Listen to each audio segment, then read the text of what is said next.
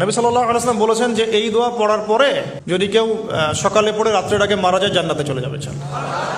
রাতে পড়ে সকালের আগে ইন্তেকাল করলে জান্নাতে চলে যাবে।